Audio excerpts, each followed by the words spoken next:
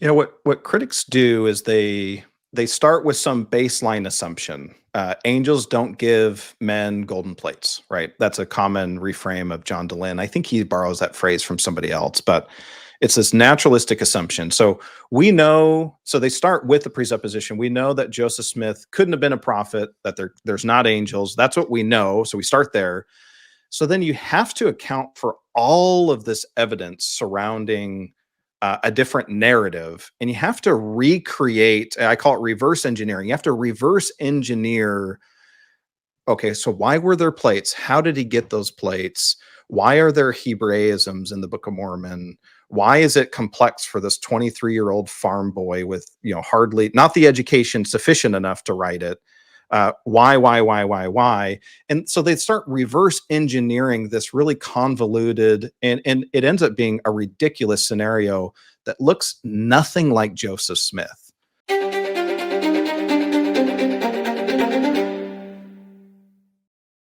So we are talking about the Light and Truth letter today, which you, Austin Fife, are the author of. So tell everybody a little bit about yourself, just a quick, 2-minute bio. I'm just a random dude who had a faith crisis. Honestly, I don't think there's anything particularly special, unique about me. And I think that's one of the elements that is really resonating with people so far. The letter's only been out 3 or 4 weeks, but that seems to be resonating with people.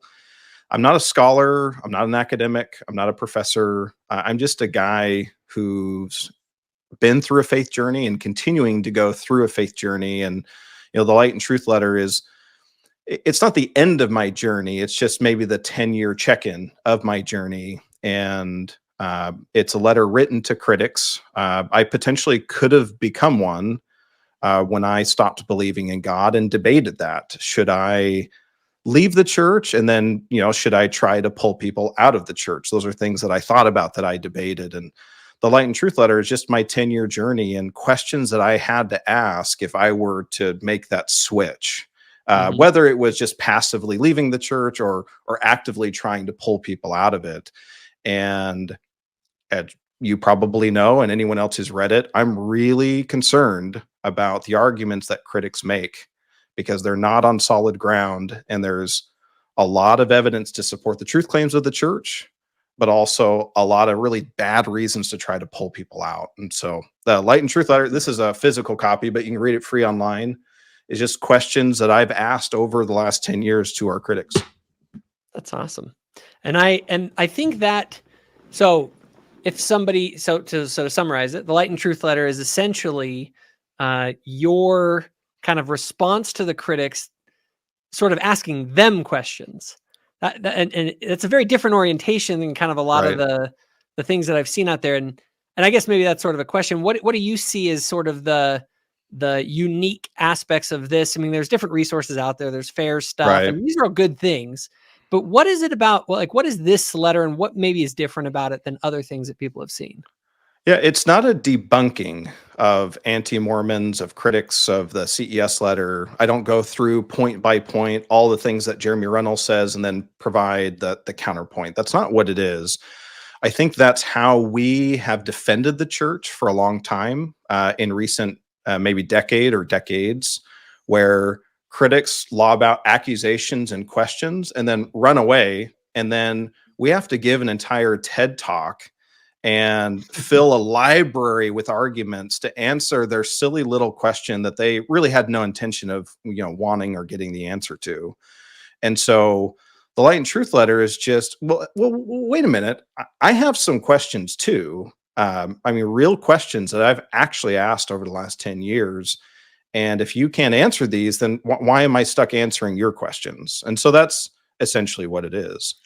See, it's funny. And I think that's the reason that I so have appreciated the Light and Truth letter, and why I recommend it to everyone so much, is it isn't even necessarily, the contents are great, but it's more the orientation that it takes. Right. Okay. We are so used to playing defense and never going and looking at sort of the positive case, right? I remember the first time I had this experience, I actually watched and I talk about all the time, the LDS Truth Claims series by Brett McDonald. Brett McDonald, excellent series. Yeah. Highly recommend it to people. But again, I noticed he did something different. It was, he said, oh, what I'm going to do is this. We're going to address the critics' claims. But first, let's talk about the positive evidences. I was like, wait, what?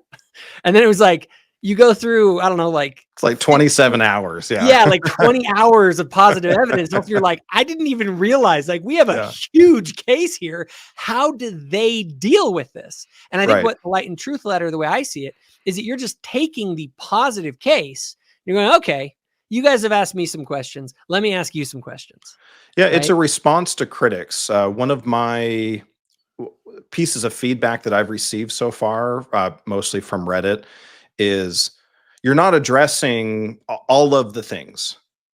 And I never pretended like I was going to. It's not a treatise, like an academic paper that's 3,000 pages of all the arguments for and against the church and all the nuances. That's not what it is. It's a reaction to critics. And so, yeah, I never pretend like it's analyzing every single angle of every single argument. It's just looking at some of the positive evidences that critics have to deal with. They don't deal with it. And that's inexcusable because they're pulling people out of the church. And we could talk about this later, but membership in the Church of Jesus Christ of Latter-day Saints is incredibly beneficial for your health, your physical health, your mental health, less loneliness, more community. I mean, the list of benefits goes on and on and on. So if you're pulling people out of that structure, out of that program, you better be sure that you're right. You better be sure. And I think when you look at the critics' case and you look at the defenders of the faith, you look at our case, at best, it's complicated. Yeah. At best, I'm not sure. 100%. Yeah. I think the evidence is convincing. I don't think it's overwhelming. Like you can't throw this at your relatives and they'll come back to church.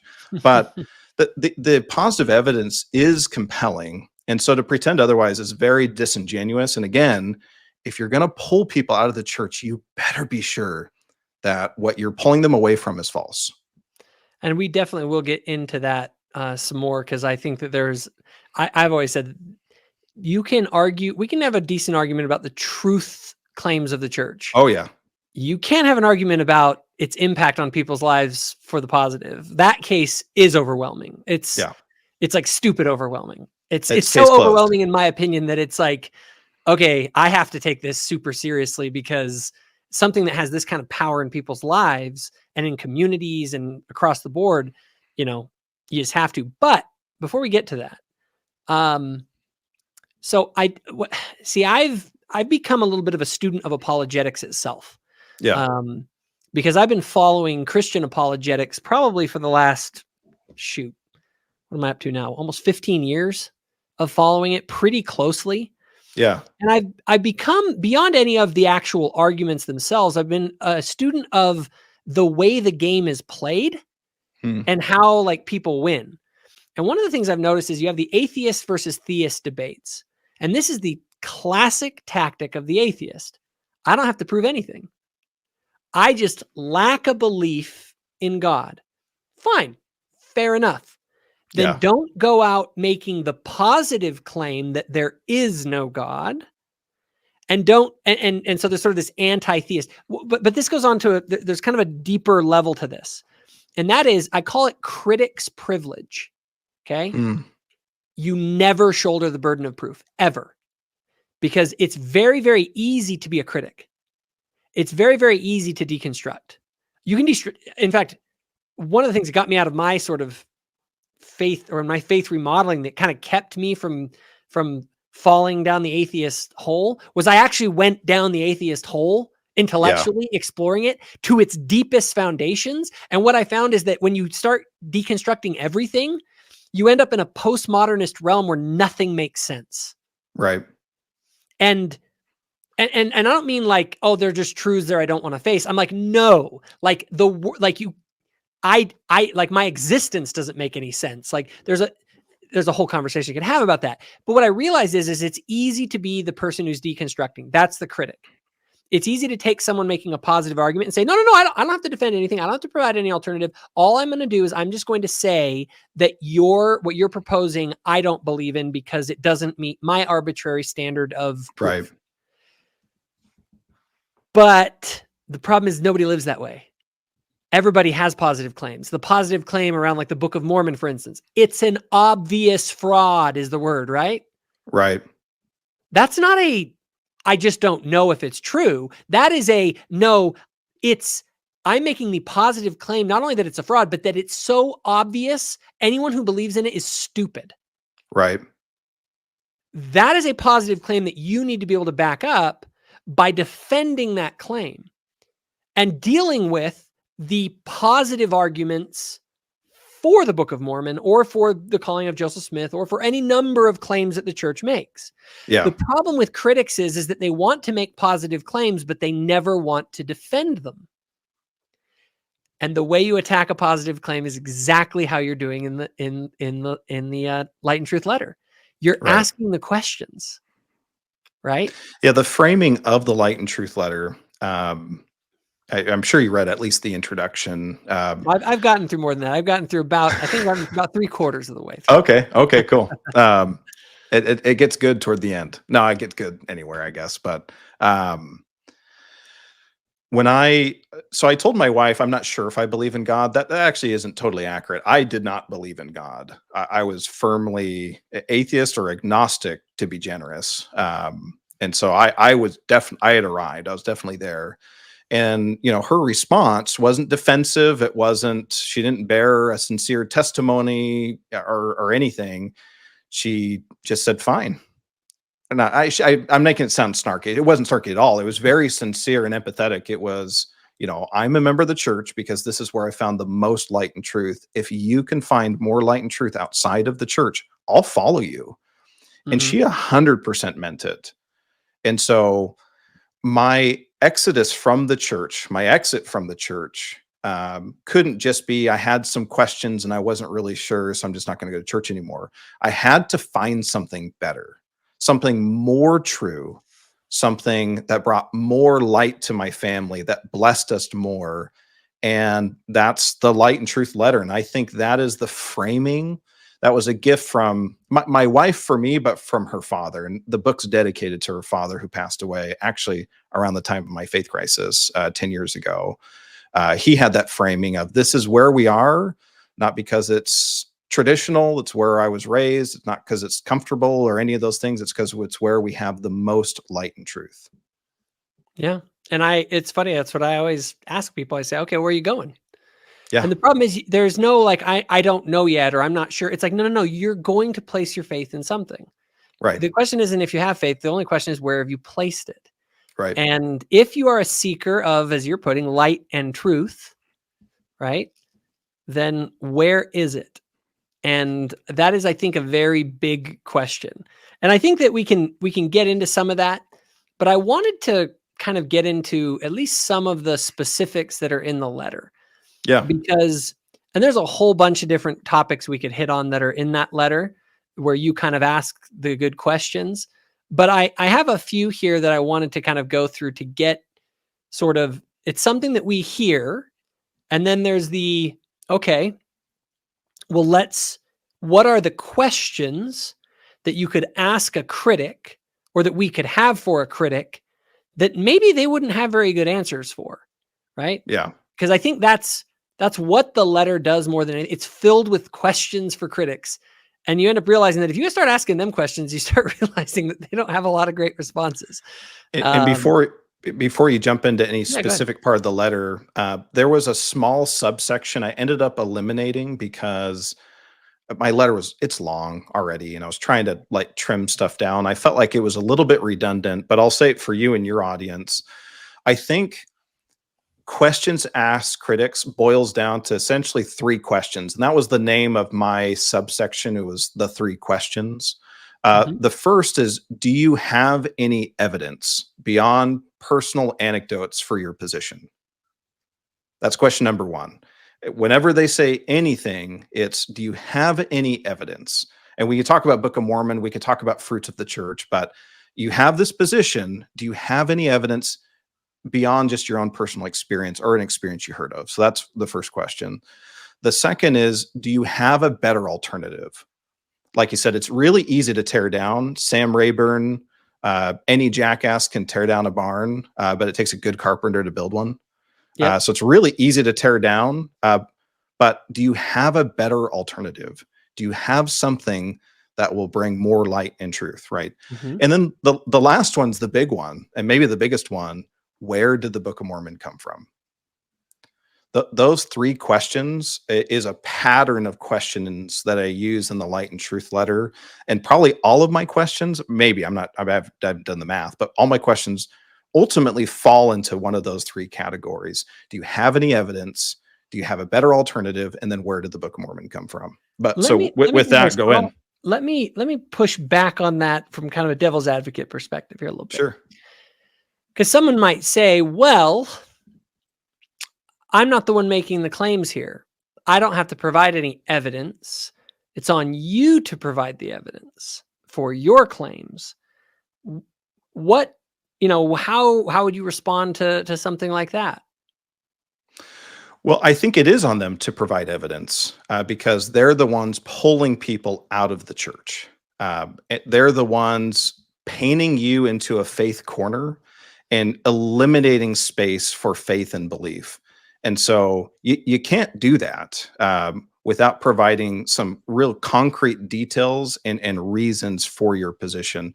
The Light and Truth letter, I say this a lot, it's not a faith brick to overwhelm your relatives into coming back into church activity. All it does is just lay down a few tiles for somebody to find steady ground and realize I'm not stupid for believing. Yeah. It's rational to believe. And it's not a bad thing to believe. And there's space for me to figure, I've got questions. Sure. I don't know all the answers. I don't have all the evidence, but there's plenty of space and time for me to figure this out. I talk about, not in the Light and Truth letter itself, but I've said in other places that I use the term faith crisis. You say faith reconstruction. I actually more agree with you. I only say faith crisis because once you say it, everyone knows what you're talking about, right? Mm-hmm. But I would be more comfortable saying like faith journey because a crisis insinuates an urgent problem, right? A Yeah. heart attack, your house is on fire, right? This is something you have to deal with right now. And critics want you to do that. They want you to defend your position right now, urgently. And if you can't, then you're stupid or whatever the case is. It's a But good point. that's not how this works. You've It's got like plenty of time. your entire life of Yeah, experience with the church has to be, it literally falls apart and a lot of people even say that. It's like it fell apart in the course of like a weekend. And right, I'm like, wait a minute, what? Like, right. pump the brakes, bro. Maybe So think this through a little more. if I'm successful at anything, I hope it's helping people eliminate that phrase, faith crisis. I only say it because it helps people understand what I'm talking about, but it's not a crisis. There's no rush. You've got plenty of time. And when critics want you to urgently answer their questions because they're demanding it now, you don't have to. Take your time. You've got Yeah. plenty of time. Well, and I would say too that when they do say, like we're talking about, where they're like, oh, I don't have to provide any evidence, they do if they're making positive claims. Right. And that's the thing, is that this is the trick they play. If you have to identify what is the positive claim that they're making. If they're saying the church is bad, okay, that's a positive claim. If they're saying Joseph Smith was a con man, okay, you Right. have to give the specific evidences. If they say the Book of Mormon is an obvious 19th century creation, and the thing is that even if they provide evidence of some kind, which I would think if someone's sharp, they'll have Yeah. something. Yeah. Oh, yeah. But what I think the Light and Truth letter does is, where they may have some evidence, the problem is that there's a whole bunch of things that they still on that question aren't going to be able to account for. And the best theory is a theory that accounts for the most data. Okay. Right. And what your questions do, I think, in the Light and Truth letter is they do a great job of elucidating the questions that show that there's data out there that they can't account for. And eventually you realize, man, there's so much they can't account for that the plausibility of the other case, even with its holes in it, even with its challenges, is a lot, like you're saying, more firm than you thought. Well, and what critics do is they provide evidence for whatever their position is. Let's talk about the Book of Mormon for a minute. And so um, it, it's 19th century creation, Joseph Smith fabricated plates, because there were plates. Witnesses saw plates. They were there. Yeah, So it's critics, that's always a funny one. Just as a little quick side note on that, I have fun with yeah, this one. Anytime someone brings up the plates, like, oh, so the angel just took them away, haha. And then I immediately ask them, so I say, oh, so it's your position. Like, I'm trying to get the positive claim here. right. Your positive claim that you're making is that the plates did not exist. Is that your claim? Because if they make that claim, you can ask them all How the do you questions. account? Then Right, how do you account for these witnesses, these people? How do you account for literally the totality of the historical record, all saying that, all pointing to the fact that he had some sort of a metal object?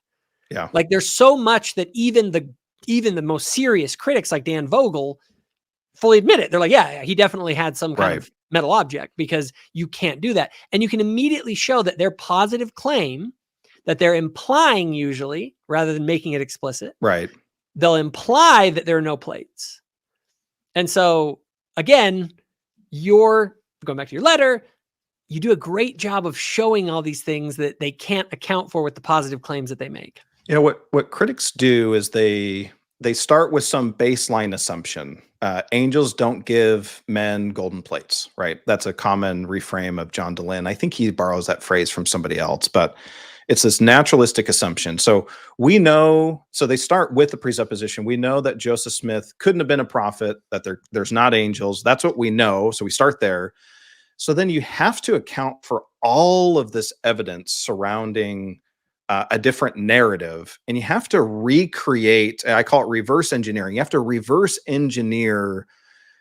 Okay, so why were there plates? How did he get those plates? Why are there Hebraisms in the Book of Mormon? Why is it complex for this 23-year-old farm boy with, hardly not the education sufficient enough to write it?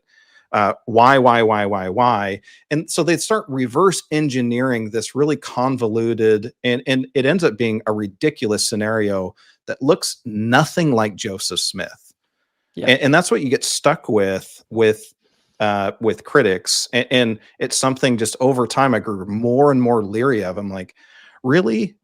With Joseph Smith, he had his leg cut open. So he had, he was on bed rest for however many months or years. And that's when he was reading up on Egyptian and Hebrew when he's 7. I've seen that before. I've seen I know. people, It's the theories that they come up with. That's my whole thing, is like, because they have to reverse engineer it, right? When did he have time? Well, he was on bed rest for a couple of years when he was 7.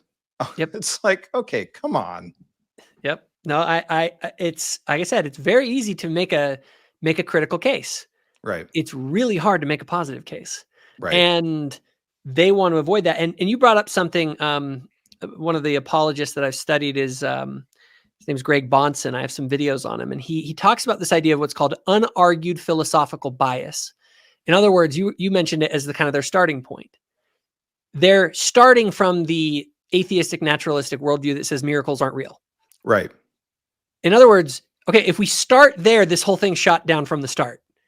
Right. And it isn't on the basis of evidence and argument. It's on the basis of an unargued philosophical bias that you have. Right. Your starting assumptions. I put that in the Light and Truth letter as a fallacy, starting with naturalistic assumptions. And I got clobbered on Reddit for that, using that as a fallacy. But it really is. Oh, if you're 100%. saying, here are my presuppositions, we're going to start there, you're eliminating an entire element of reality. And you have to ignore a lot of evidence to make this fit and make this work.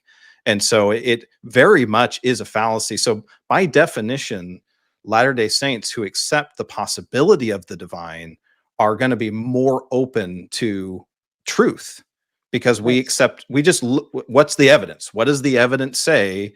And then we come up with a scenario that fits, like you said earlier, a narrative or scenario that best fits the data.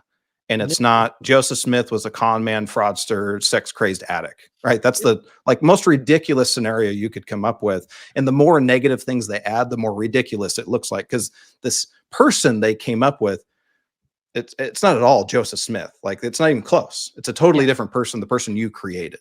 Yep. When you look at the actual historical data and you begin to try and account for that data, that's what a good objective historian Right. or biographer is trying to do, not creating the caricature that they think exists because of their unargued philosophical bias or your presuppositions that you're just bringing to the conversation. Now, with that said, you're actually hitting, I think, on what actually is going on. I had this exact thing happen to me when I realized it was a game changer, and I made a whole video series about it. And that is that the problem isn't with the Joseph Smith story. The problem is actually with the philosophical bias that people are bringing to the table. They don't realize that they've adopted a new secular lens, and then they approach the Joseph Smith story. Now, this is what happens. When people leave the church, they don't go and become Baptists. They become atheists. Unfortunately, Why? but yes. Yeah. But here's the really crazy thing. They did it based off of the story of Joseph Smith. I'm sitting here going, wait a minute, this makes no sense. So you rejected Jesus of Nazareth because there was a guy in the 1800s who said some things that weren't true. This is a non sequitur. And what it does, it made me realize, oh, wait a minute. These people what has actually happened is that they have become secularized. And that's really what happened. And now when they look at the Joseph Smith story, it wasn't that the story itself was so problematic as much as it was that they have a new lens that they're looking through that has eliminated the possibility of the miraculous. And that's why these people are becoming, and even though they may not even realize it themselves, like I can hear people right now being like, that wasn't me, that isn't. No. Somewhere deep down, can they identify the point at which they stopped believing that the miraculous was even possible? Because it's totally possible. In fact, the majority of humanity that are believers in Jesus don't accept Jesus or don't accept Joseph as a prophet, which means they still believe in the miraculous, but they believe in the miracles of Jesus Christ, but not the miracles of Joseph Smith or the things that came out of that miraculous, right? And go ahead. I was just going to say, so I think when people realize that, I realized that in myself super early on. And that's why I spent very little time in my sort of faith reconstruction or faith remodeling at the level of Joseph Smith. I spent almost all of it at the level of like, is there a good reason to have any trust that miracles actually happen? Is Jesus the Christ? What am I? Like I went to that deeper level because the Joseph Smith narrative only even has a possibility of making sense if you've gone to those lower levels. And so I just think people really need to be aware of that. Second to last chapter, so I don't know if you got there yet. At belief in God. Did you read that section by chance? I actually have not, but I saw it. Oh, okay. I was really close to that one before I ran out of time. And in the second to last chapter, or third to last, excuse me, I talk about worldviews. In fact, I basically borrow word for word Jeffrey Thane on worldview apologetics. That's a fantastic video, by the way. Fantastic. Everyone needs to go watch that. It literally like totally flipped my worldview, for lack of a better term. It totally like flipped the way that I see the world. And it actually gave me a lot of empathy for people who leave the church. And I always was really empathetic to people leave because that was me, and I get it. I understand, and I hope you're happier. But it really helped me understand. But in the second to last chapter, belief in God, I had a faith crisis, faith journey. It started not because of Joseph Smith or polygamy or any of this stuff. It was the problem of evil. And so I talk in that section how I had internalized atheism, and I don't know when it happened. I think it was just like this slow thing that had built over time, and then it was all at once when I had to confront the problem of evil. So that I really resonate with what you said, because it was like this. I had internalized atheism, and it was like this slow, like coming on, but I think exactly what you said. It was the waters I was swimming in. And it was totally, I didn't notice. It just kind of came on. And then all of a sudden it was like a bomb all at once. Yeah, I was going to say I think that if you want to help someone actually retain their faith in the church and the restoration, ask them about their belief in God and Christ. Yeah. And once they begin to go back to that foundation and shore it up and it's solid, then things like a lot of the stuff that you have in the Light and Truth letter, it becomes way more meaningful because you haven't ruled it out a priori. You haven't sort of started the game from a position that this can't be true. And a lot of Right. people don't even realize that that's where the problem is. The problem isn't at the apex of the story with the restoration of the gospel. It's at the foundations of like your own belief in a power bigger than you that governs this universe, and that you actually can rationally place your faith that God is manifested in the world, himself in the world through our Savior Jesus Christ. Like, and that is the best explanation. You're going to talk about those alternatives, right? Question Right. 2. When you're looking at, okay, so what is if you arrive at a belief in some sort of a higher power, okay, you have alternative explanations that are out there to explain it.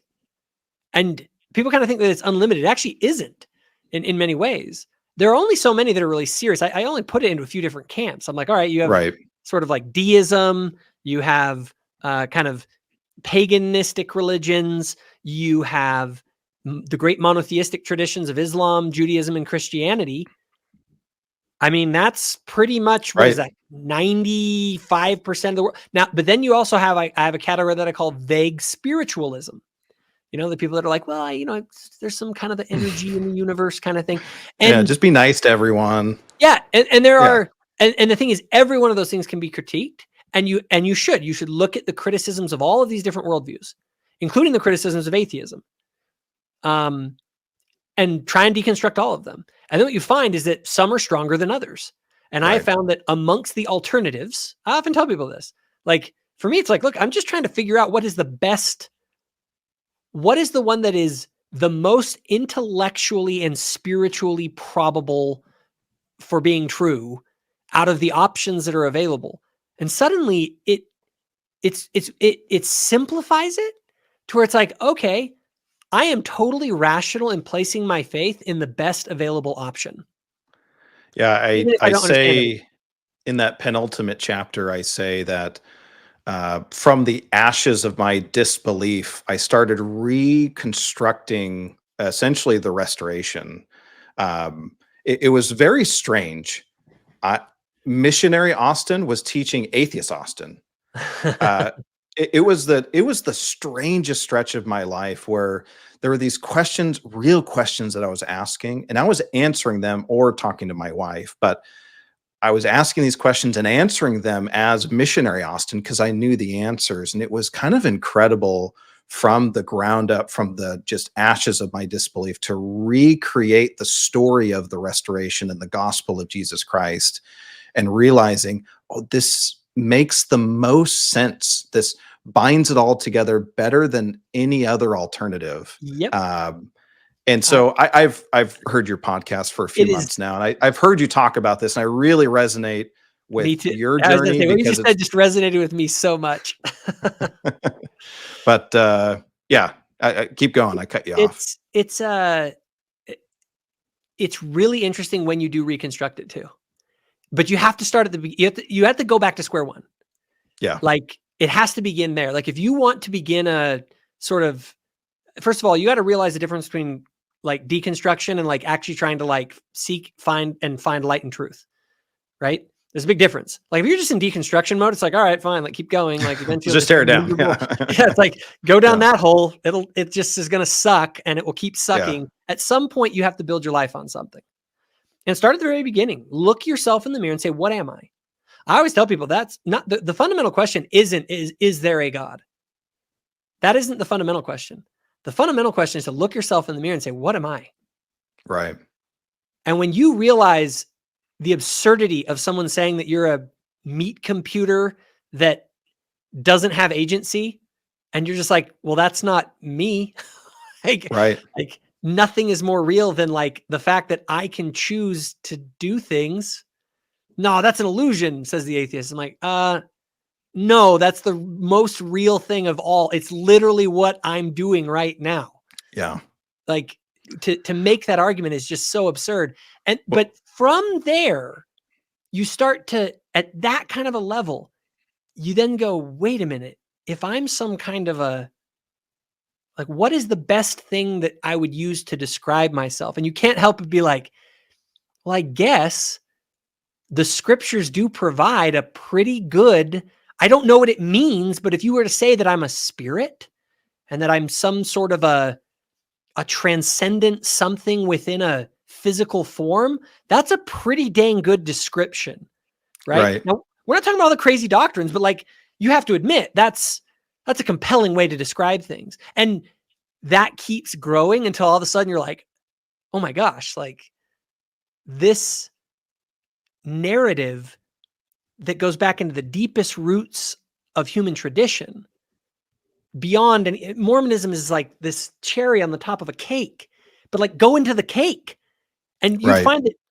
these are human beings. Like there's a great perennial conversation that has been going on amongst the most brilliant human beings that have ever lived, trying to sort out our nature. And it's so cool to go through and like discover that when you build up into that, all of a sudden the like restored gospel becomes more and more like illuminated, and you're like, oh, and it's just like It's shocking. really exciting. I, this isn't devil's advocate, but you may probably feel the same way as my wife. Why did I put the belief in God section at the end, right? Because that's where you really kind of need to start. Yet I put it at the end, and it was a conscious decision because chronologically that probably should have been the first chapter Mhm. is belief in God, because that was the first step in my faith journey, is coming back to a belief in God and reconciling that. And then I worried about the restoration after that. But here's the reason why I put it toward the end as opposed to the beginning.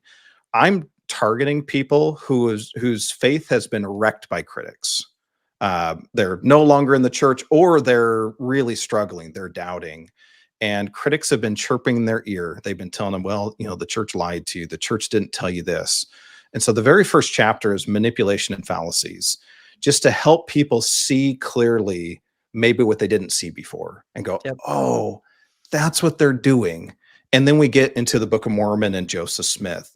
And it's like I'm putting down some faith tiles so they see, okay, I'm not stupid for thinking that Joseph Smith was like a halfway decent guy, and that the Book of Mormon is like a really cool document and really complex. And then talking about fruits of the church. Okay, it makes sense to be a member. Like, it's actually really good for us and for me to be a member of the church. And so I'm putting down these tiles so that by the end they get there and they arrive to belief in God. And it's just my story. I mean, people's stories are different.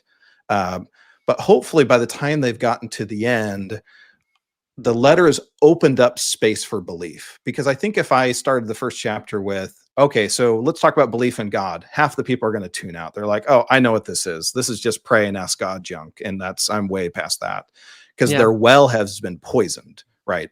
The Mhm. critics have poisoned their God well, their Book of Mormon well, their Bible well, their Joseph Smith well. So I am trying to put signs next to the well and say, not poisoned. You can come here. Let's drink. Let's talk about this. Well, So it's like just creating space for belief.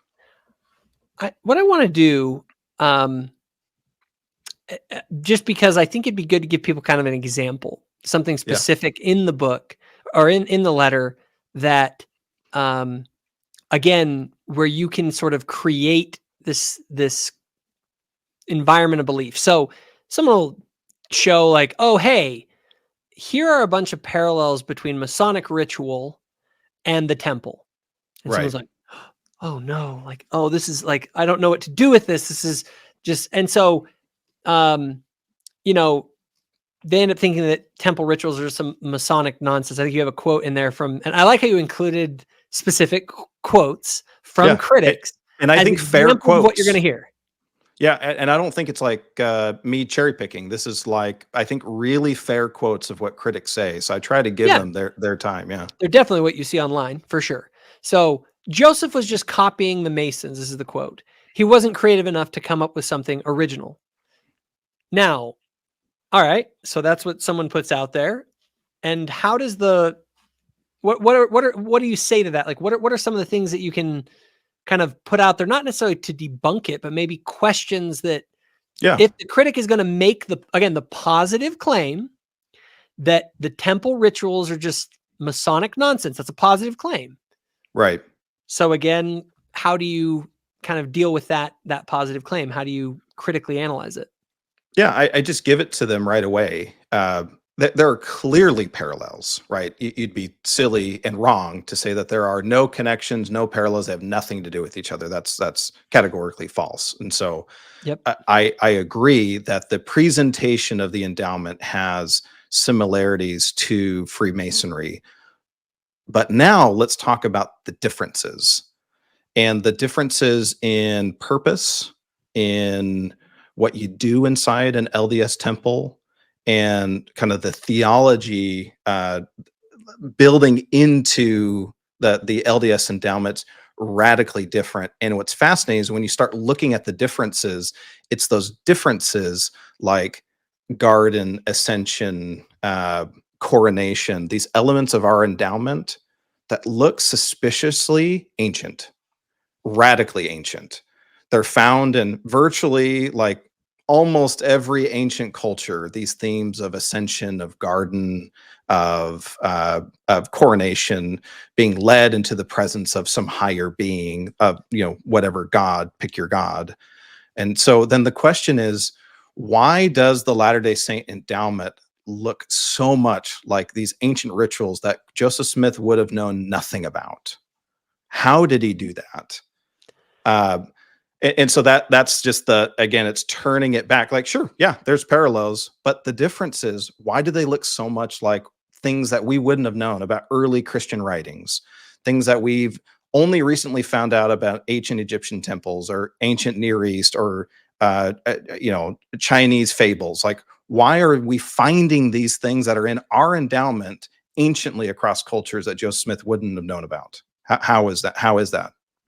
And I think another interesting one in our mutual friend Jonah Barnes, he is releasing his book soon, Key to the Keystone, where he's Yeah. showing all these connections between apocryphal works and Joseph Smith and the specific temple liturgy stuff.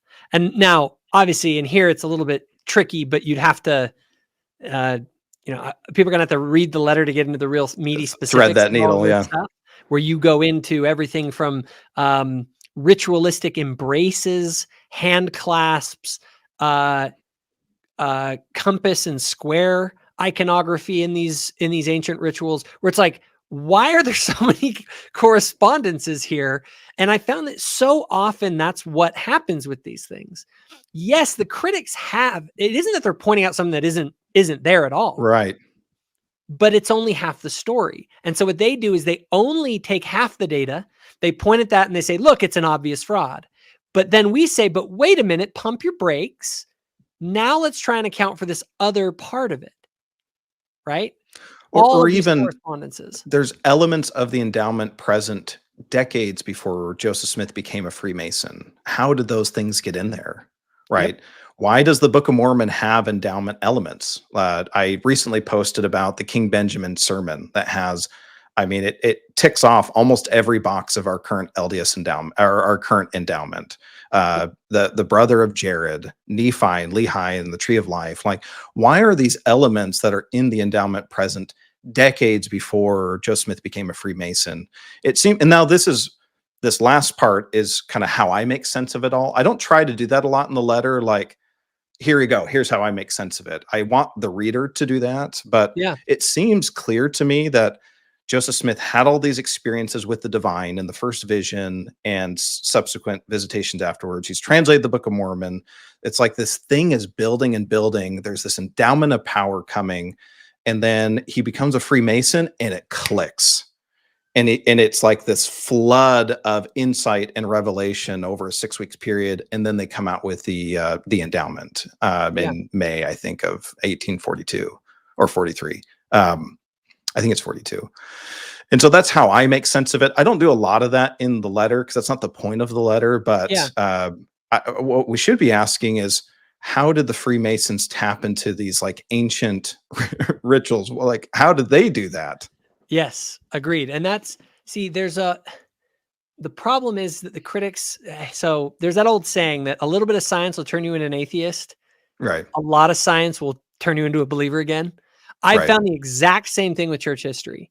If you go to level 1, you'll end up struggling. And a lot of people, they never even get to level 1, right? They kind of just, I don't like, oh, church history, like that's that. And it's like, I'm kind of like, that's fine. Like, not everyone has to dig into this stuff. Like, that's fine. If Right. that's where you want to be, participate in your calling, have your faith in the Savior. That's all good. But at some point, you may get smacked. You might have level 1 put right in your face.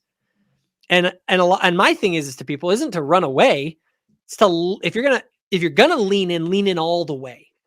Yeah. Right. Like, if you're going to listen to the negative case, listen to the positive case. And this is where I think your Light and Truth letter does so good. It goes to the second level and it says, hey, there's a bunch more stuff here. This gets a lot more complicated. The Mason thing is a perfect example. Level 1, Masonic stuff.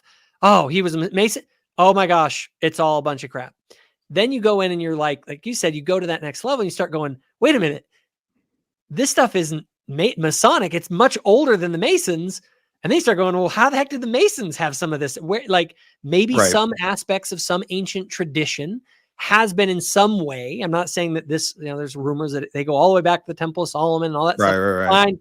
That's a debate unto itself. I'll even throw that out the window. You still are left going, this is weird that there's all these correspondences. And when you start having so many of these, any one of them, and that's something else I say to people, any one of the things that you have in here, you can kind of deal with. The problem is when there's so many of them, it really does go. It's not crazy to say that there's more going on here. Yeah. Than meets the eye.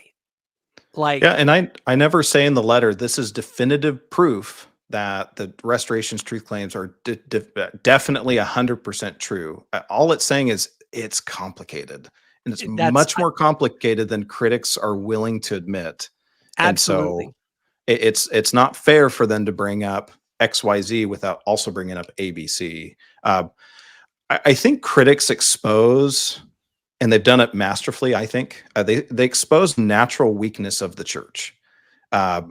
We're not going to spend 6 weeks of Sunday school and elders quorum and Relief Society time talking about the translation of the Book of Mormon. When did Joseph Smith use the seer stone? When did he use the Urim and Thummim? Did he use it just as a demonstration sometimes? We're not going to do that. We're not going to pull out all the original sources, and that's not what church is for. Nope. And they expose this natural weakness and say, the church never told me. But it's like, when I go to church, I just need to be told to repent and change and be a better person and love my neighbor. Love that. In the Light and Truth letter, I have an analogy. Did you read the baseball analogy? Do you remember that one? I think I did. Tell it again though. I can't. I'll share it. So, I grew up in the Seattle, Washington area, and in 2000 and 2001, the Seattle Mariners had 2 historic seasons, including 116 wins in the 2001 season. They broke like the single season winning record. It was awesome. Brett Boone and all my Edgar Martinez and all my favorite players. So I was in junior high at the time, and I watched, I feel like it was every game, but maybe not. But I watched many of those games. So I spent hundreds of hours watching baseball.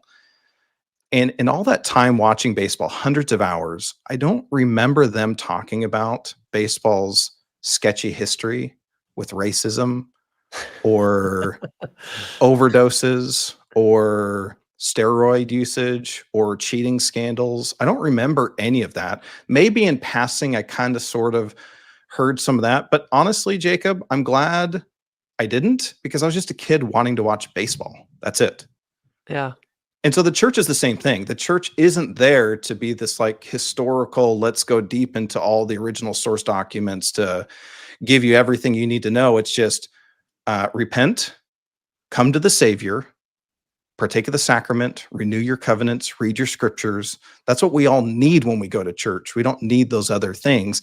It's not to say the other things aren't worthwhile. There's plenty of resources for people, weird people like you and I, who want to get into that, and you go for it, please. But critics expose this natural weakness where we're not going to talk about these things in church. And they say, see, the church never told me. How come I never knew this? Well, I'm like, dude, I never heard about half the stuff in here from church. Like the Enochic literature. Yeah. That's incredible evidence of Joseph Smith's. I agree. Oh, it's incredible that Joseph Smith wrote Moses, translated, wrote, whatever you want to say, Moses 6 and 7. And then we find out 100 years later, all of these parallels between his Enoch and Enochic literature that came out of the dirt in the Dead Sea Scrolls. I never heard about that in seminary. I never heard about that in Sunday school. Like in fact, I've been wanting to do like a social media trend. Why didn't the church tell me? And just have people rattle off all these things that the church never told them. That's a great one. The church never told me about this. No, and I had almost a similar reaction when I started learning some of this stuff, like the positive evidence. I was like, holy cow.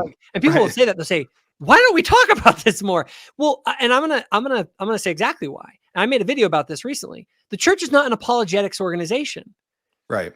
The realm that you're dealing with all of this stuff, the Light and Truth Letter, Mormon Stories podcast, all this stuff that's out there, you are entering what is known as the realm of apologetics. It's the realm of argumentation about, is the church true? The church isn't doing that. The church is taking people who believe and saying, all right, we believe. What's next? Well, what's next is to make covenants, serve your neighbor, live the life of a disciple. We're going to testify to one another. We're going to serve one another. We're going to talk about this Savior who we believe in. We're not here to try and convince each other over and over and over again. We are here to partake of the Spirit of the God who is at the helm of this church, that we are the group of believers who believe in, as we strive towards the celestial order, not towards a lower order, not towards ways that maybe you can be happy in other paths, but to the highest potential that a human being can possibly reach. It's a bold, wild vision, and it's going to cause you to live a life that's very different from that of those around you. But it's not the club where we're going to go rehash these arguments. My mother actually said this to me once. She said, I'm sick of all this arguing about, is it true? At this point, it's like, okay, it's true. Let's move on. What's next? And it's sort of like, that's exactly what the church is. Can we get back to talking about serving our neighbors? Right. Yeah.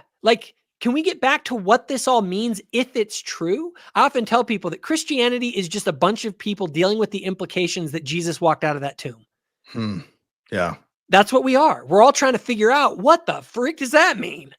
And then we all are bickering amongst ourselves about what that means. Right. That is what Christianity is. But the problem is that other people aren't even there. Bill Reel or John DeLynn or that, they don't believe he walked out of that tomb. So we can't even have the conversation at this point.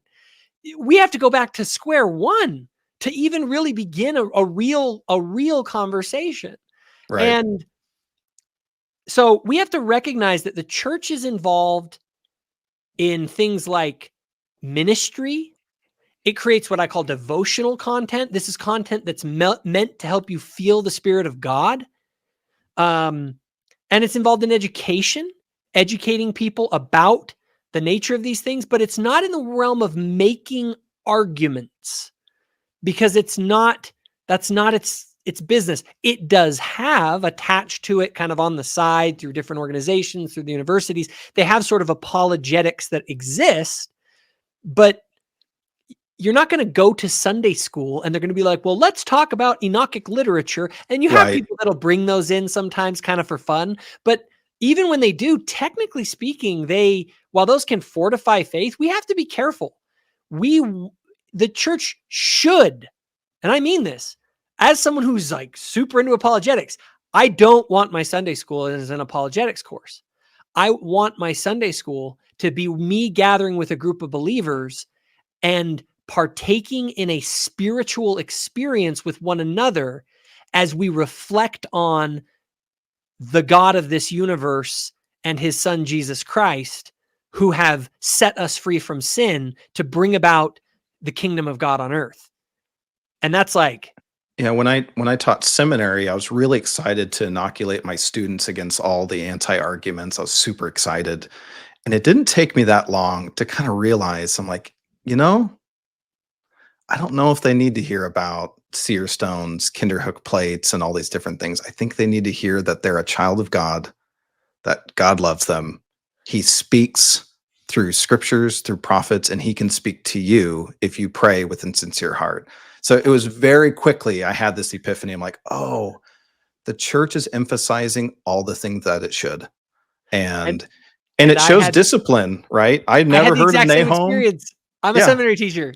And I had the exact same thing because I was thinking, I was like, okay, I want to like do this. I remember when I tried, I give one Am I going to lesson. be debating Trent Horn in a few weeks? Is that what you're telling me? Well, I was like, I went into the class and I was like, okay, I think I'm going to do a class that's more like apologetic in its orientation. We're going to talk about like Yeah. the evidences for the Book of Mormon and the Old World archaeology stuff. And it was one of the flattest classes I've ever taught. Yeah. I was Yeah. like, the spirit Totally. wasn't there. The kids were mediocre interested.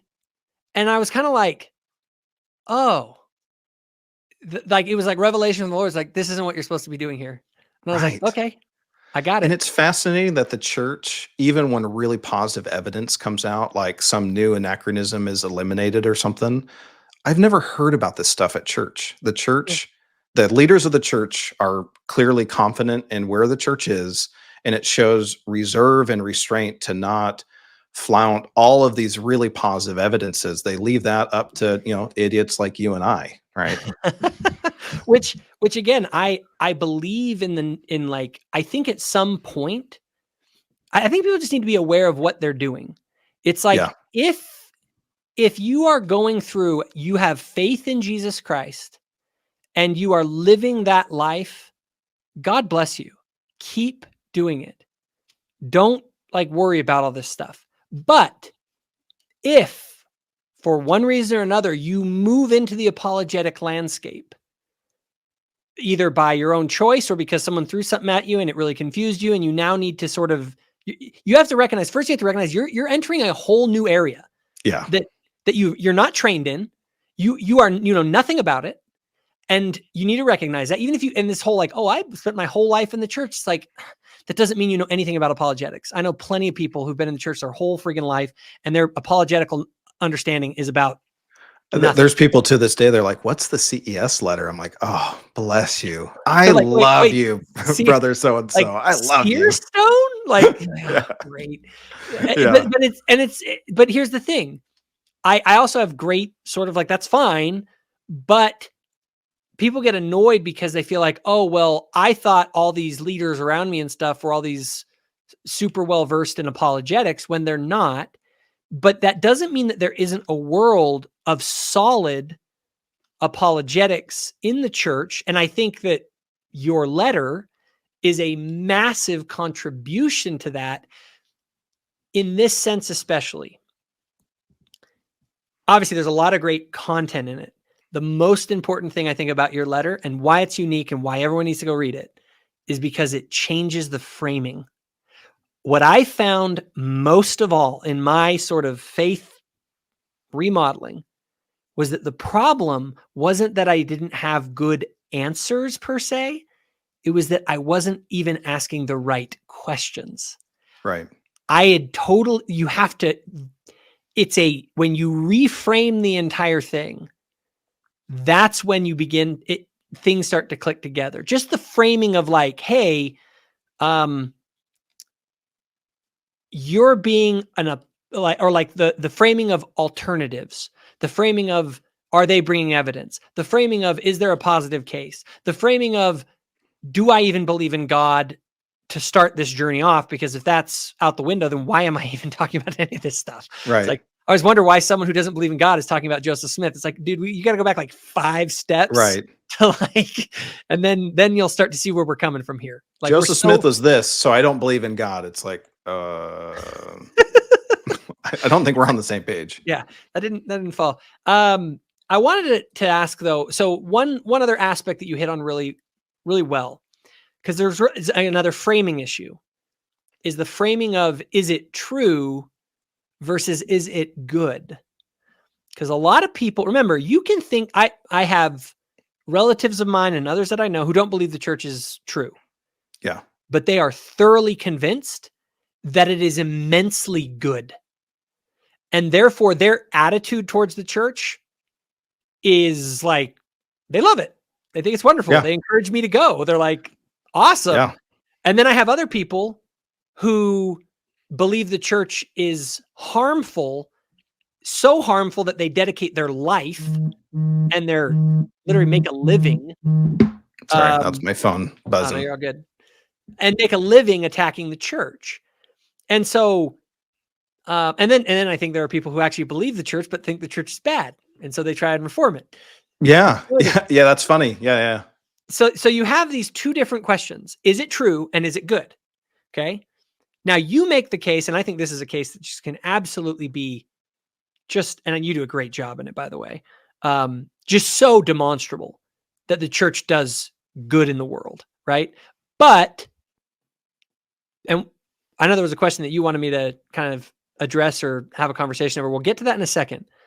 But people will say, any good, you put this in the letter, any good in Mormonism is available outside of Mormonism without the toxic cult mindset that Mormonism requires. I love that quote. That quote, I think, captures the hubris of this group of people that believe, we used to argue, is the church true? And now critics in recent years argue that the church not only isn't true, it's also not good. Yep. And I think that statement that you read is one of my favorites in the Light and Truth letter because it illustrates a principle. I wrote a children's book. I'm not plugging it. I do make a small profit if you find it on Amazon, but I wrote a children's book called Cherries Never Grow. And it's about two cherry fanatic children who they just eat cherries constantly all the time. And they have the town's only cherry tree. They climb it, they eat cherries. It's just amazing. But then one of the kids scratches their knee and he gets, he shakes his fist at the tree, really upset. And then the little girl's trying to grow other plants, but the tree casts a long shadow, so the plants don't grow. And she's shaking her fist at the tree, so mad at the tree, all while they're eating pie and enjoying the fruits of the tree. And then finally, at the end of the book, they cut down the tree because it was so troublesome. It was the cause and source of all of their woes and all their problems. And then, as you can imagine, by the end of the book, they're really sad because now cherries never grow. And so people, I'm gonna get that book, man. I gotta order that one. That's a good story. And it rhymes too. So cherries never grow. So critics seem very content on enjoying the fruits of the tree while enjoying the fruits while cursing the tree. Yep. There's an incredible amount of hubris involved with that. I never fell into that camp. I am 1,000% a much better person because I was raised in the church. I should be dead in a ditch. And I actually mean that sincerely. So I'm an emotional drinker. When I'm happy, I have a soda. When I'm sad, I have a soda. Like, I'm a very emotional drinker and I have an addictive tendency. And so I have no doubt that my life would be radically different. And that's just word of wisdom. That's not even to say about anything else. And so I was under no delusion that, oh yeah, this wife that I love and this family that I have and this work ethic that I have and this great job that I have, oh yeah, I would have had all that if I weren't raised in the church. I was not that naive. I knew that my life was such hubris. It's so just like, oh yeah, if I didn't have this upbringing and these values and all that, I would have the same values. I just would have, just through purely secular things. Yeah, in the book, I say critics are deterministic right up until determinism reflects positively on the church, right? Well, of course, I wouldn't have been addicted to drugs had I not been raised in the church. Of course, I would have been socioeconomically better off. Of course, I would have been healthier. And it's that enjoying the fruit while cursing the tree. And it's one of the most naive things that critics can do, is to enjoy all the fruits of their upbringing, their parents' sacrifice, their ancestors' sacrifice to get them where they are, and then turn around and shake their finger at them. Yep. And so while I was debating leaving the church, I was never under the delusion that the church was bad. Obviously, they're bad players. They're sociopaths in society, and some of them are members of our church, and they're weird people everywhere. But We do have some yeah, weirdos, that's for sure. I don't remember what your original question was, but yeah, to the hubris to say that the church is bad. Oh, you're the quote you used. Yeah. You can everything good with the church you can find somewhere else. Okay, where? Yeah. Where can you find it? So I And want to share on the screen real quick. yeah, The actually from the Light and Truth letter, this fruits of the church section. And yeah, I want to kind of just go through them kind of quickly. And just kind of almost like bullet point through it fairly rapidly, sure. sort of why this is stupid to say. So we'll start here with the health section. What are the fruits of the gospel when it relates to health? So scroll down a little bit more. There's a couple quotes there. Richard Dawkins, faith seems to me to qualify as a kind of mental illness. Sam Harris, it's difficult to imagine a set of beliefs more suggestive of mental illness than those that lie at the heart of many of our religious traditions. So atheists like Richard Dawkins, Sam Harris, and others say that religion is a mental illness, that that it's a mental illness. It's bad for our health.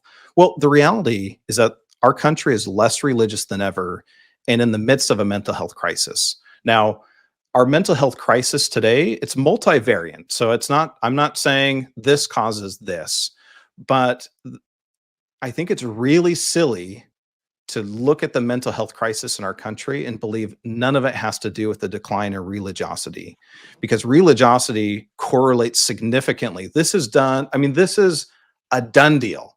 This is decades of information across scholars in, out of the church, in, out of Christianity, spanning decades. And the consensus is overwhelmingly religion and a church religiosity is good for our mental health and our physical health. I mean, that's just a done deal. Yep. So that's that first section is being religious is good for our mental health. I don't know if you scroll down more, it talks I mean, about there's so much in here so that much. you go into. I mean, enhanced well-being, happiness, life satisfaction, hope and optimism, purpose and meaning, higher self-esteem, better response to bereavement, social support, less loneliness, lower rates of depression, reduced rates of suicide, decreased anxiety, coping with stress, less psychosis, on and on and on. You go through all these different things. I know Y- Latter-day Saints, the data that I've seen, I think 7 years longer for men on Yeah. average Yeah. Men lifespan. live 7 years longer, women 5. I mean, how is it that you go, wait a minute here, folks. So if you join our church, you get to live 7 years longer. Like, I think that's just on like a purely pragmatic basis. That's at least cool, right? So by every meaningful measure, so think like data, things that we can measure, health, happiness, that's you can make a debate about how measurable that is, but self-reported happiness, members do incredibly well. Mental health, members do incredibly well. Better social connections, less loneliness, far less divorce.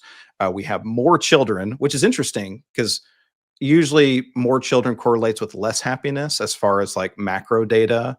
But member of the church, they have more kids and still are better off and happier and less mental health issues than the population. Teens and young adults are less delinquent. They have better grades, better socioeconomic status. Our members volunteer more. They donate more to charity. I mean, you name the criteria, and members of the church are doing incredibly well. So if you're a critic and you say that the church is bad for society, it's bad for individuals, or it's bad for families, the only way you can make that case is through subjective personal examples. And usually the Which is the go-to which is for the the only, it's Mormon not the go-to, it's stories. the only evidence they have. You're right. And that's something that I want everyone just to recognize and notice. I want to say 1,000 times over. The attacks on the church being good are never based in data, Ever. ever. They're always based in anecdote. Somebody is guys on Word Radio. I think they said it perfectly. Mormon stories should be called anti-Mormon anecdotes. And Yes. anecdotes are not data. If you actually look at the data on the church, it's overwhelming. It's so overwhelming that it almost makes me mad, because it is one of those things I'm like, Why we are we need to arguing tout this? Yeah. more. Why are we out there waving that flag? Like, they want to wave these stories that they throw out there like it's so bad and all these people got hurt because there were instances of bad things that happened, but then you're going to ignore the vast majority of cases? Like, this We is just super dishonest. we cannot cede ground to the antis of the fruits of the church. And I think No. we've like let them run with it because we treat stories as really sacred in the church and in society. Stories are really compelling.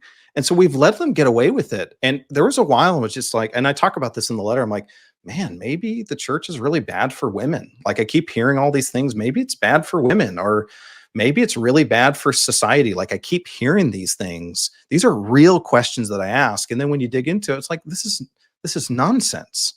And that includes, you have an LGBTQ section, Yeah. which, if you're going to sum this up, what does the studies show on LGBTQ in the church? So I would say, so critics say that identifying as LGBTQ plus and being a member of the church is like super bad for you, right? Um, I think once you finish this section, it becomes very clear it's much more complicated than that. So I don't want to go out and say definitively, without a shadow of a doubt, being a member of the church as an LGBTQ plus identifying person is definitely better for you in every situation. I'm uncomfortable saying that. But it's much more complicated, but the evidence seems to suggest that it's a net benefit than a net negative. Certainly, the more LGBTQ plus you are, the less religious you are. And that seems to be largely what's creating this gap in LGBTQ. I kind of lost my train of thought there. I was looking at the screen, unfortunately. No, But sorry. But you're saying it's a little bit, it's so a scroll complicated picture, down. but overall it's fairly beneficial. I can So move it. scroll down a little bit. Okay. A little bit more. Keep going. Next section.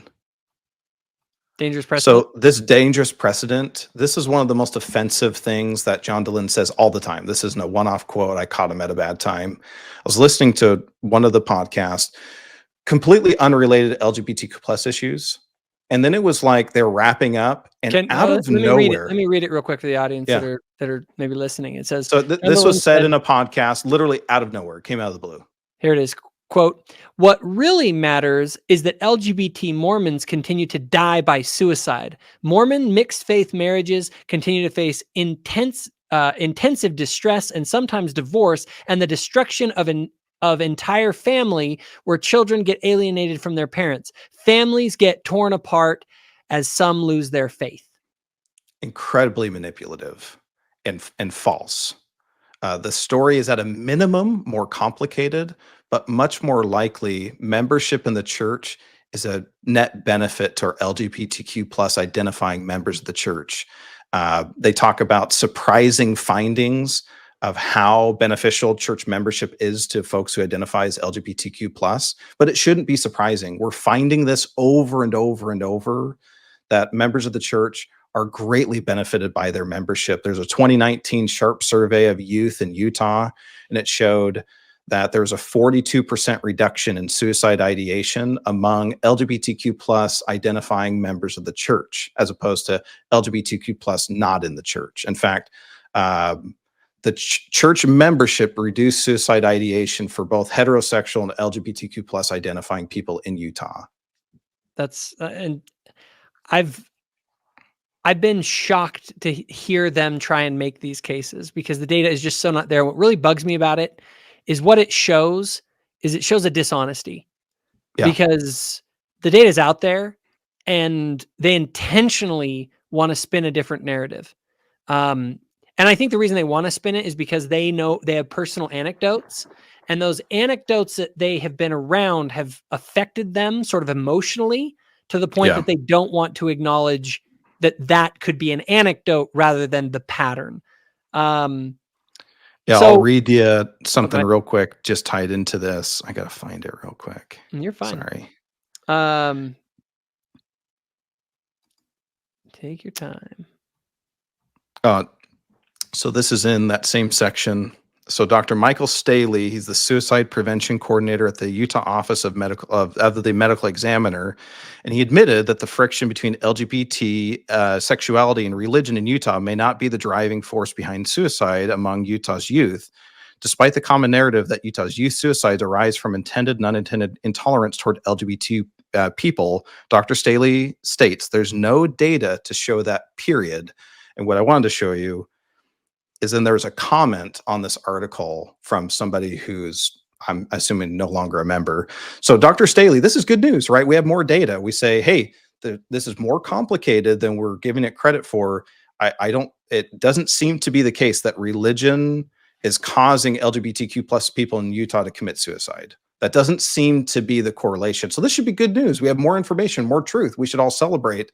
But this comment is indicative of the vitriol that we saw in that time. Somebody said, "Congratulations, Mr. Staley. Your research is already being used by Mormon apologists to prove the church is not responsible for Utah's dead queers. So mission accomplished, I guess." It's like, dude, we just found out something. Like, there's something we can do to help these people, and but you're trying to preserve a narrative. Like, that's Well, disgusting. and again, they're making positive claims. So Right. test the claims. Say, okay, what is you had it. What's that question? The first question. All right, you're claiming that the church is driving people to suicide. What is your evidence? Well, let's say, well, I've watched a bunch of Mormon stories episodes, and they had these people came on and they talked, and they were like, and they think that that constitutes evidence that is more compelling than actual rigorous data that's been compiled by professional researchers like Michael Staley. Is Michael Staley correct? It was Staley. Yeah, Michael Staley. Okay. I just want to make sure I got that right. But and all the other studies that you have listed here. So again, what it does, it puts people in this position where the critic is forced to defend their positive claims. This is something people just need to understand. If you're in this world of apologetics, you need to know the difference between what a positive claim is, and you need to recognize that it holds the burden of proof. And so it is on them at that point to begin to provide you with meaningful evidence. And then you also need to be aware, and this is what I think you do so good in this letter, is you provide all of the things that sort of the questions that they really struggle to deal with, like those studies, like Michael Staley and all the other things. Now, there's one other thing as we kind of get down to the last bit on this. A lot of people might ask this question, though. There are a lot of people that leave the church and they will look you square in the face with a big smile on their face. They just got off of their boat on a Sunday and had a good time with friends. And they said, Yeah. "What are you talking about, man? Like, I'm super happy. I am like, I have more money. I have more time to spend with my family. We now go do nature church instead of churchy church. And Right. we, it's like life's good now. Like I'm way less stressed, less worried about all these, what kind of clothes are my daughter wearing and all that kind of Right. stuff. Like life is good, man. I'm happy. Like, why are you telling people that leaving the church is like the end of the world if at the end of the day, it leaves me pretty happy?" It's a really good question. In fact, yesterday, a friend from high school discovered the Light and Truth letter that I wrote it and messaged me on my private Facebook and said, "I've been out of the church for 3 years and I'm infinitely happier, uh, healthier, well off." It's kind of like, what right do you have to tell people what to do with their lives and resources and all that? And this is probably the question that's troubled me the most over the years, and maybe why I didn't write this sooner, because it genuinely seems to me that there are some people who leave the church and they're happier. I don't question that. I genuinely think there are people who leave and they're better off, they're happier at whatever the case is. I don't think it's true on the aggregate, but it seems anecdotally to be true in some instances. And so what right do I have to try to persuade people to stay in the church when it's just a personal choice and it might be better for some people or worse for others? I think that's in fact, every day writing the Light and Truth letter, I thought about this question. Like, why should I write this if it's just good for some people and not good for others? And there are two experiences. I'm going to treat them like examples or they're not analogies, but that kind of helped me answer this question finally, that it's been troubling me for years. Uh, One is I interacted with a gentleman from work who, in his early 30s, his wife had a brain aneurysm, and one day the next, vegetable. She's gone. She's alive, but she's for all intents and purposes, she's gone. And he's now in his 60s. She's still alive. And so in his early 30s, he had to care for his children, provide, and take care of his wife, and did that for decades. And and I thought about this gentleman as I thought about this question. It's like, what could he have done to have been happier? Flee to Mexico, right? Wouldn't that have been like better for him, right? If he just bounced, just left. Again, we could have an argument about responsibility and all that, but wouldn't have he been better off? Wouldn't have he been happier had he just left? A different example, kind of similar story. A spouse has a spouse that gets into a car accident, gets hooked on drugs. Now they're a drug addict. And this person that I know of didn't divorce their spouse. They stuck it out, even though there was abuse and like all these terrible, awful things. The reason I share these two examples is because I do think people can be happier if they leave the church. I think that's true. I don't think it's universally true, but I think it can be true. Mm-hmm. But society and your family will not be better off. In both examples, the father, if he would have left, everyone around his situation, his wife, his kids, family, their community, their government, all would have been worse off.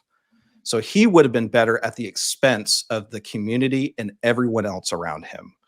And so I don't doubt that some people are happier when they leave the church, but I significantly doubt that leaving the church as a practice, like what critics are trying to do, is a net benefit to their families, to their society. It's like littering is easy and convenient to do. It would be really nice to just litter. I don't have to like carry trash with me and do any of that. I'd be much happier if I could litter, but I don't want to live in a society of litterers. That would be a net negative for me and my community and my family. And so this is an answer to this question I only recently got. And this is literally years I've been thinking about this. I mean, just pondering and turning this over and over and over. So yes, I think some people are happier when they leave, but I'm not convinced their communities, their family, and their descendants are going to be happier because they left the church. So you've nailed something that I think so many people don't realize, and it is so important. There's a stake president at BYU Hawaii. He was the stake president when I got married. He ended up becoming a mission president. He's one of the greatest guys in the world. If anyone knows who Arthur Hanneman is, just know he's one of my absolute heroes in life. Shout out Arthur Hanneman. Yeah, Arthur Hanneman. And he was one of the most Christ-like people I've ever met. I mean, one of those people that just like, I honestly kind of like wondered, like, is he really like, I don't know if he's like on the same plane as me, right? This guy's secretly like some translated being or something. Yeah. Had 8 sons. And if you guys ever eaten at the Seven Brothers burger franchise, that's their family that did it. But anyway, they have on their restaurants these rules that they had in their house that their mom and dad, and they'd like kind of tell stories about what their mom and dad would teach them as kids. And one of the first things they taught them was, it's not all about you. And we have to wait and maybe go, hey, wait a minute. Maybe your life isn't all about you.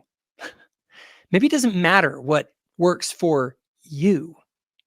Okay. Maybe you're not the center of the universe. And in fact, what if actually the way to really find the deepest satisfaction in life, not fleeting pleasure, but real deep, meaningful satisfaction in your life, is to live for something that's bigger than you? What if you being the center is actually a road to misery? Because there are people who have literally suffered horrible things and died, I think, genuinely happy deep down because they were living for something bigger than themselves. Yeah. Because things like honor and truth and beauty and goodness were more important even than their very lives.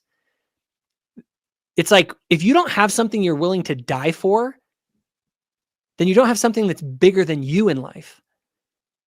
And you're going to be miserable without that.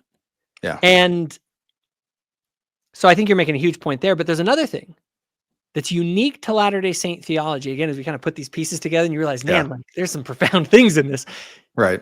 We teach that there are different degrees of glory.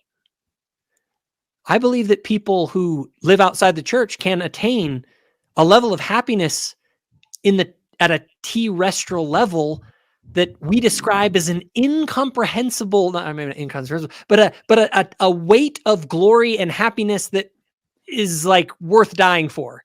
Again, it's we want for them exactly what they want. Exactly. And so there is a level of happiness that you can attain outside the church. I have no doubt about it. But what if we didn't cap it? What if we said that if you follow the Savior, if you give yourself entirely to him and you don't put it, like I always tell people this, God is trying to take you as far as you will let him take you. And frankly, I'm very happy when people make progress in any direction, even outside the church. Yeah. I applaud that. But I say, but is there a higher level? Is there a highest level that works for you, for your children, for your family, for your community, across all generations of time? Is there a transcendent order and truth that is ideal that we can strive for? That's the celestial order. Yeah. And that order is only found when you go to the Lord and you say, I'm yours. I'll go wherever you want me to go. I'm not going to cap it. And that is, in my opinion, that's what it means to be saved, to be freed from damnation that we impose upon ourselves. We take the Lord's hand and say, where are we going? I'll go wherever you want. My will is swallowed up in yours. And the celestial kingdom is the kingdom of people that it isn't the perfect people. It's the people that have made that commitment. And they've said, I'm not giving up on that commitment. And so they will enter into a glory that is unlimited, right? Because they won't put a cap on it. And so I look at people that are happy outside the church and I say, that's great. But is there something bigger? Is there, and I think that's the difference between maybe when we talk about happiness versus joy. I believe people can be happy, but I believe true joy is found in unshackling yourselves from anything less than the divine, than Christ's nature itself.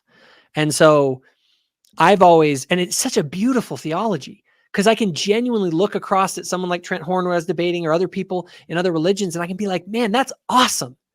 I love these things about your faith because they bring you higher. Yeah. They're genuinely lifting you. You are experiencing the Spirit of the Lord. You're experiencing good things. Yeah, Latter-day Saints are so weird in that way. Like we just are cheering on everyone. Like we are so happy when somebody is able to attain more light and truth. And while people accuse us of being really arrogant, right? We're super open to like any form of truth. I don't know what can be more humble than having this openness and willingness to learn. And that's the hallmark of Latter-day Saints and our theology from the beginning with Joseph Smith. So I want to end here. Or actually, I'll give you, I want to get to this part, but I want you to have your final word, and then I'm going to read a final part of the Light and Truth letter. Yeah. I maybe I should have said this at the beginning, but as you and I have talked, we've talked a lot about I call it the head, right? The logic, the rational reasons to believe. So we've talked about health and longevity and like all these cool, neat things. I have two testimonies.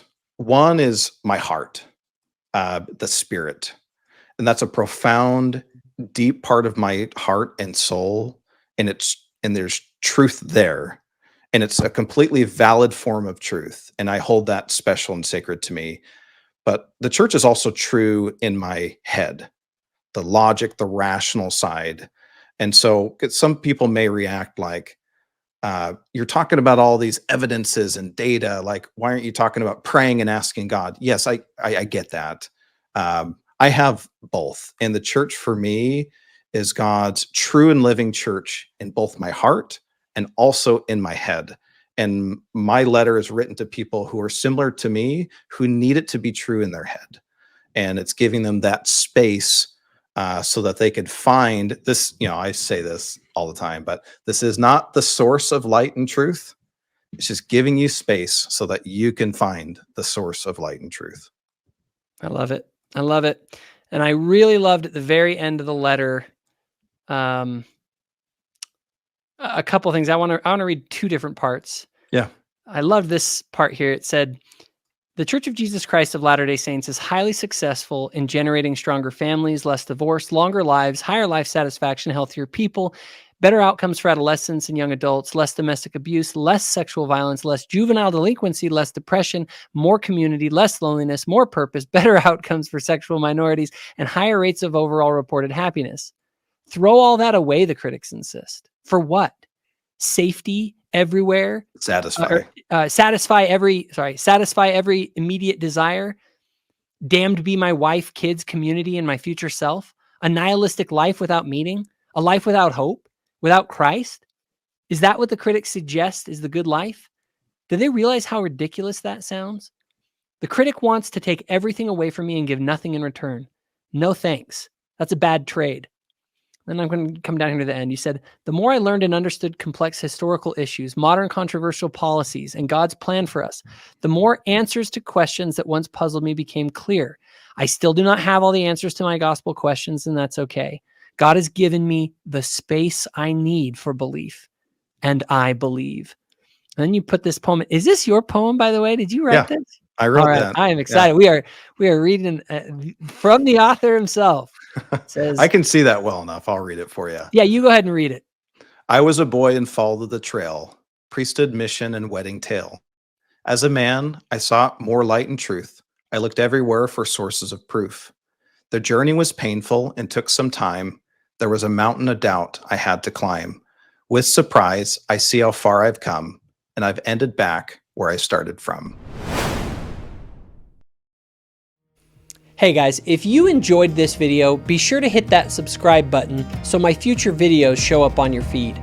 Also, if you or someone that you know has benefited from the content here on Thoughtful Faith, please consider becoming a channel donor or volunteer by visiting my new website, thoughtfulfaith.org, and clicking on the Get Involved page.